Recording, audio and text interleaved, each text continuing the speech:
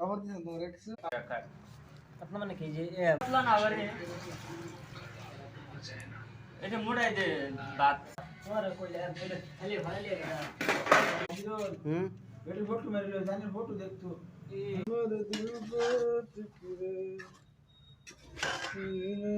भाई साहब एक चावल मटन बिरयानी है केरला में हम लोग रेडी किया था और अभी खाएगा खाने का टाइम में आप लोग को दिखाएगा सही है না বলি কি কইলে কি বাইরে দাও